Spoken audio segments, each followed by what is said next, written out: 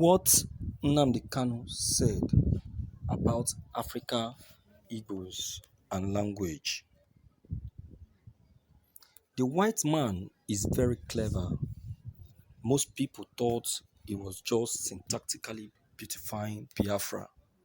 But take a look at these scenarios where the white man says palm wine is not refined and they gave you coke. Being gay is alright because we all sons and daughters of God, and as such shouldn't judge, but marrying two wives is evil because it's African. White wedding is good and godly, but traditional wedding is an act of paganism. Many Africans have joined the worship of Satan called Halloween celebrations, but Iriji Ikeji and Igbo'S is fetish. It is Igbo'ism at its best. Our traditional attire is not good for the office, but suits and tie under 30 degree is fine. Your language is vernacular, their language is international. They can ask for a referendum for Scotland, but say Biafra will lead to war. They exit Europe, but say they want you to be in the evil conscription called Nigeria. It's legendary how we accept the white man's utterances as standard and swallowed them hook, line and sinker, but hate our culture, language and traditions. Most Africans are so proud to tell you their children don't speak their languages. The Igbo's are the accused and guilty people in this regard. A people without their language, culture, tradition, and history are a lost people. Join us as we take back our pride. Anyị bụ ndị Biafra. Thank you for listening to this news. That is just the fact. You see, one very bad thing that we have adopted in this country, Nigeria, is for the fact of not adopting our language. For the fact that we don't have confidence in our own language, our own cultural language, the language we are known for. We don't value our own tongue. Instead, we value the white man's own language. We pride so much on the white man's language and detest our own tongue. That is one very bad thing that is very bad about us. You see, as Nigerians,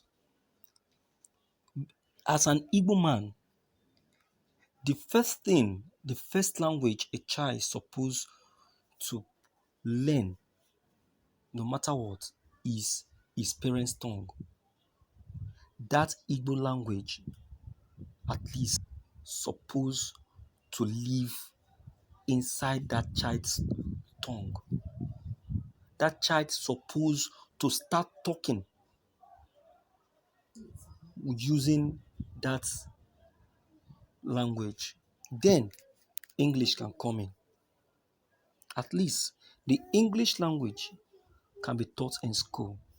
While at home, that parental language supposed to be what supposed to be taught to that child. Well, we are ready to emancipate ourselves from all this mental enslavement, but our leaders are our hindrances. They enslave Africans the more while enriching their doomed selfish purse. They enrich themselves and put Africans aside. The proudly of an African man in English culture is a jest and a joker to an Englishman. Nothing to learn. Whenever I see African court judges and lawyers wearing white wig in court and outside, I feel like I am in 18th century Africa black man with chain all over my body. No, this is 2020, but still Africa has that 18th century mentality. That dress code that our lawyers and judges put on in the court of law is not supposed to be the kind of dress code that an African lawyer supposed to be putting on. We have ours.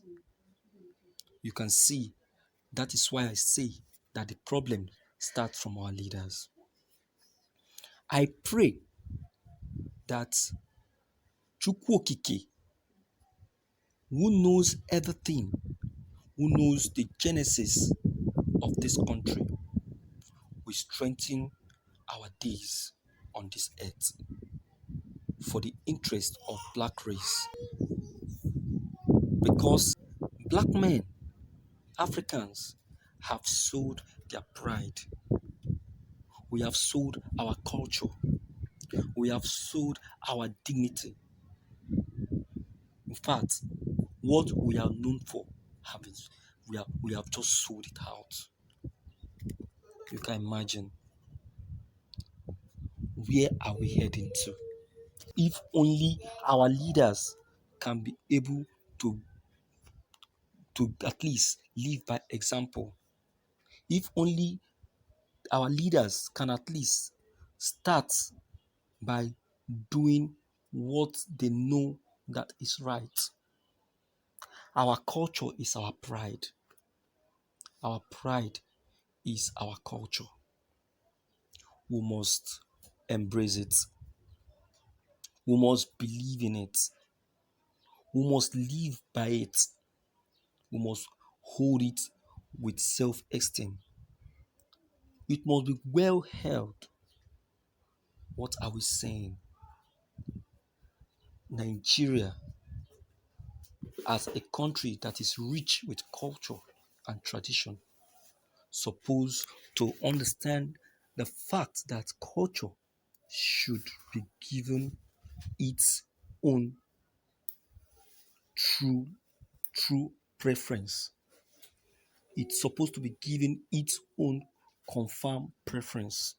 At least as a country that is rich in culture and well respected in culture, you can imagine the number of languages we have in this country. It's not like that in other countries. No country have reached a language like Nigeria, and no country is rich in culture like Nigeria. Nigeria is the richest in language and in culture, but yet we don't value them. We don't value our language. We don't value our culture. Instead, we pay attention to the white man's language. We pay attention to the white man's culture. We say to ourselves, I want to be like the Americans. Why? What happens to your own culture? What happens to your own, to where you are coming from? You can see how we've sold our pride. You see how we sold our dignity. You can imagine. That is why I ask myself, saying, Africa, where are we? Where are we heading to? This is a question we need to ask ourselves. This is a question we need to sleep over and ask ourselves. Because without valuing our own culture and language, Believe you me, we are going nowhere. So, my viewers, with what Martin Nnamdi Kanu have just said, I want to say that that is just the fact. I don't know what your own comment concerning what has just been said is.